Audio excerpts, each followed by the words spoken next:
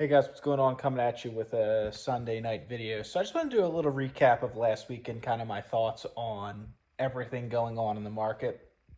So last week it was really volatile to say the least. So the VIX went past 22 or 20 a couple times last week, shot down to 15, went back up. So that means there's a lot of uncertainty in the market. A lot of the momentum ran out of the market the past couple weeks. So my portfolio's gotten completely slapped, which is fine. It's all a short term thing. It's in my eyes, it's more of a buy the dip situation. I personally think because retail's on so much margin right now at all time highs, and people were riding off the election momentum and the new year and things like that. Possibly the war's ending, which doesn't look like it's going to happen at least in the foreseeable future, based on what happened Friday. So really, all week I bought some AMD. That position's fully built now. Bought some Nike, bought some Disney, bought some Google. So kind of just like loading up on like the core positions that I really like long term that I feel like are undervalued or closer to fair value. Like Google's more towards fair value. Disney, you could argue the same thing, but I do love that Disney pays a dividend. I like the direction they're going. They just bought Fubu and stuff like that. So I've been a Disney shareholder since 2019. I've been a Google shareholder since 2020, and I'm still buying them. So I haven't bought those stocks probably in 2 years, but I've been recently buying them. So it's getting very appealing. The valuations on them, in my opinion. I like the CEO changes at Disney. I like the direction they're going. I like they're focusing on streaming. I like that their parks are cash cows. COVID's over at this point, so there's a lot of upside, I think, in Disney, and there's no one really out there when you think about it like that competes with them. Their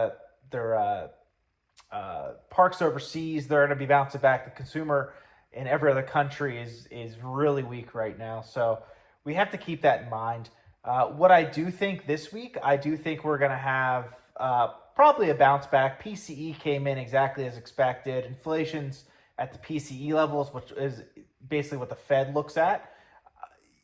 There's nothing there. As unemployment jumped crazy this week, and I think it went 255 for weekly unemployment when they were coming in at like 200, 220. So it missed by a lot, which means more people are getting laid off. So, you see cracks everywhere, and I think the Fed knows that. They just don't want to like tell people yet, because then the second they say something, the market's just going to explode up because they know that cuts are coming and stuff like that. And usually when we hit peak unemployment and peak fear, and then when the Fed does an emergency cut or cut, historically in 2020, 2008, and then 2000, so basically the last three big pullbacks, that set the bottom of the market. So if you're prepared and you're properly positioned, so when I say that, I mean you have 10 to 25 stocks if you're an individual stock picker. You have them basically fully built, or you're working on maybe one or two. You want to be at least 15 to ideally 20% cash in a situation like this. You don't want to be on margin. You don't want to be all in right now.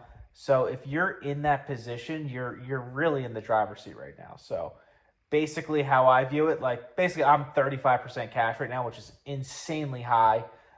In my previous videos, like I said, I really cashed up before the election because I didn't know how it was going to go. And if it went the other way, I think the market would have pulled back kind of aggressively because so much was priced in for the current administration winning. So that happened. The market went crazy in November and December.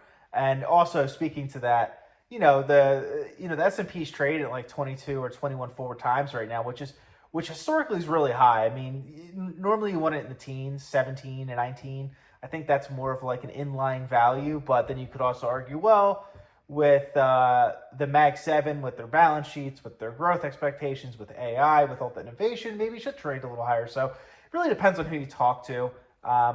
Doesn't really affect me as a long-term investor. It's just something I keep an eye on. But, this week I do think that we're going to definitely see some buying.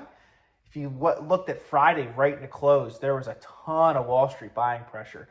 I think they were really messing with retail all week, and they really wanted to shake out weak hands. They wanted to, have people get margin called. They wanted to really disrupt,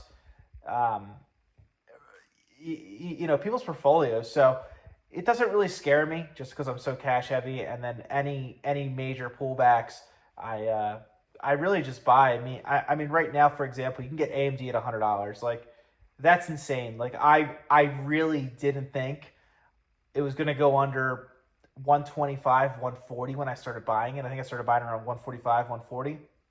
Drove my cost base down to 116 at this point. So I really didn't think it would go that low. Like, it honestly doesn't make any sense. They have double-digit growth. They're in increased margins.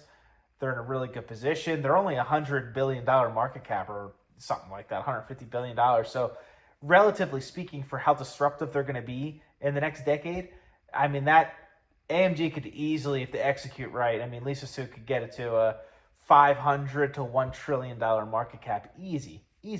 So that would still only be a third of the size of NVIDIA right now at $1 trillion. So people compare AMD and NVIDIA to basically in the same realm, but like they're really not. Like they're not even close in size. They're not even close in really anything. I mean, NVIDIA's, in my eyes, pretty far ahead, and they will stay ahead, which is fine. So, I do own NVIDIA also. That was the position I built in 2021 and 2022. My cost base, I believe, is $13 or $14, but that's a position I haven't bought in years. I actually took a little bit of profits when it hit around 150, but I still hold majority of my shares. Plan on holding majority of my shares. If it goes under 100, I'll run some new projections and see if it makes sense. And now that most of my positions are fully built out, like AMD, Nike's basically there, Google's there, Disney I could add a little more. But like basically when all those are built out, if NVIDIA falls back 50% from its all-time highs and the forward PEs are, let's just say they're in, I don't know, the mid-20s, like that is super appealing. I get it. They're going to have tough comps. They're losing margin. The consumer's slowing down. Businesses are cutting. Like, I totally understand all that, but that's all short-term stuff. Like, the second the Fed cuts and quantitative ease, and then who knows with the beautiful bill and tax policies and tax code, it's really going to be a lot of tailwinds, I think, in 26 when all those bills go into play, if they do pass. So if they don't, then you reassess and go from there. But that's kind of my thoughts. So this week, I think there's going to be a lot of bounce back. I don't know if we're going to get back to all-time highs because we're pretty hammered right now. But we did lose 5% in S&P in like 2 weeks.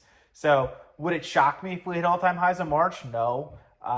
Would it, if it goes down to 10%, would that shock me? No. So either way, I'm prepared. I know what I want to buy. If it goes up, great. If it goes down, I'll buy more. And I'll continue to make videos.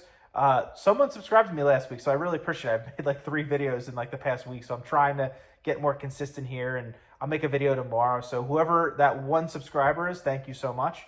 I'm trying to get to 1,000 subs by the end of the year, which should be very doable. It's about 59 more subs, so if you're watching this video or interested, please make sure you subscribe. So I will let you know what I'm buying and why, and keep you kind of updated on broad-based market stuff. So till tomorrow, peace.